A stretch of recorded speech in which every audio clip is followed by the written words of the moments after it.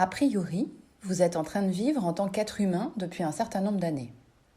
Je suis même persuadée que vous connaissez, de manière largement suffisante, votre fonctionnement pour avancer chaque jour. Et jour après jour, vous fonctionnez parfaitement. Parfois, il vous faut slalomer entre quelques virus et autres pépins traumatiques, comme les entorses et les fractures. Mais globalement, tout fonctionne. Cela fonctionne tellement bien que vous vous accordez un lâcher-prise total sur le mode d'emploi de vous-même. Vous profitez de la vie comme elle vient, vous mangez ce qui vous plaît, vous buvez ce que vous aimez, vous bougez quand c'est possible et vous gérez votre environnement et vos responsabilités en faisant de votre mieux. Il arrive que la fatigue vous gagne ou que la lassitude vous enveloppe. Alors vous partez en vacances. Parfois tout s'accélère dans votre vie et vous suivez vaillamment le rythme. Si la cause de cette accélération est joyeuse, vous vous sentez porté et tout vous sourit. Si elle est pénible, vous assurez coûte que coûte et en général ça passe. Et la vie aussi passe. Au fond de vous, enfoui très profondément quand vous êtes jeune et plus à fleur de peau quand vous prenez de l'âge, vous savez que votre fonctionnement peut s'altérer. Un jour. Mais quand ?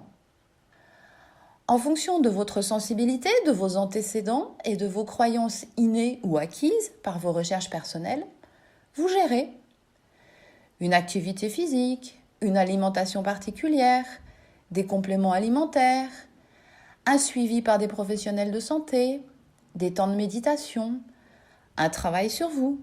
Vous essayez, vous adoptez ou vous abandonnez. Et parfois, vous refusez même l'idée de penser à tout cela. Et puis un jour, ça ne fonctionne plus comme vous le souhaiteriez.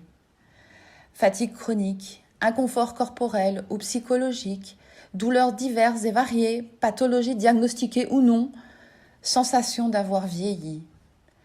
Alors, vous commencez une course contre le dysfonctionnement et petit à petit, cet ennemi quotidien vous pousse à considérer votre corps comme une machine cassée, usée et peu digne de confiance. Vous voilà dans une spirale de défiance envers lui. Vous n'êtes plus très loin de vous sentir sa victime et vous cherchez le sauveur qui saura vous libérer. Vous cherchez le sauveteur qui pourra vous réparer au prix d'efforts, de temps, d'argent et parfois de plus grands inconforts. Vous laissez le sauveur appliquer ses solutions à lui.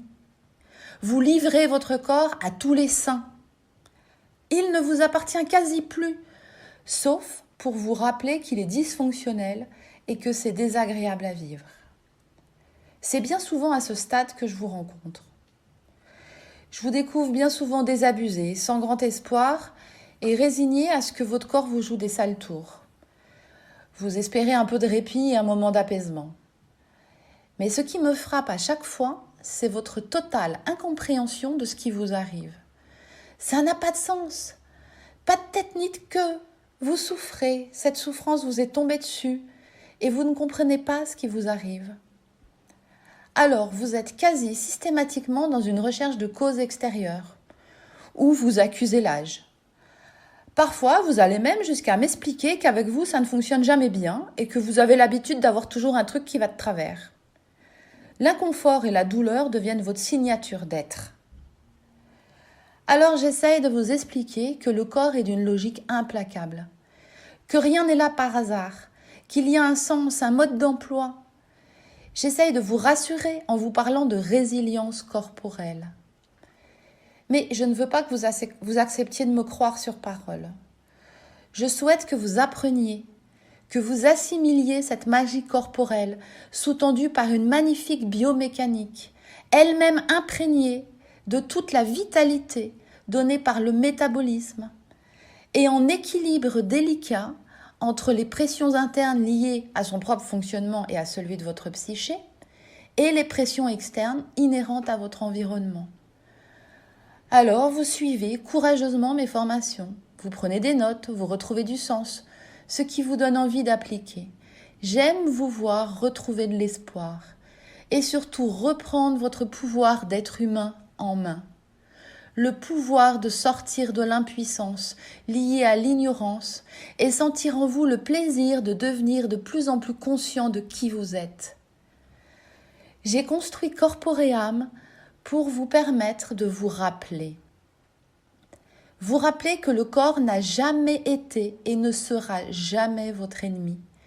Il gère, comme il le peut, tout ce qui fait partie du non-conscient qui vous habite.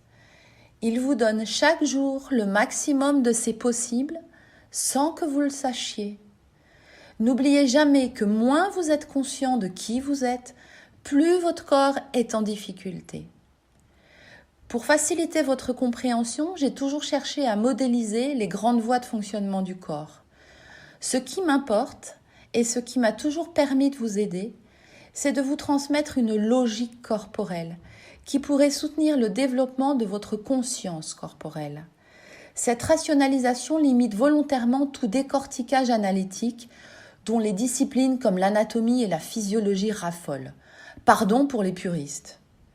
Mon objet n'est pas de vous transformer en thérapeute, mais de vous donner la foi en vos capacités à prendre soin de vous donner du sens et, je l'espère, de contribuer à votre toute nouvelle relation d'amour avec votre meilleur ami qui a toujours été là pour vous et qui le sera pour toujours, votre corps.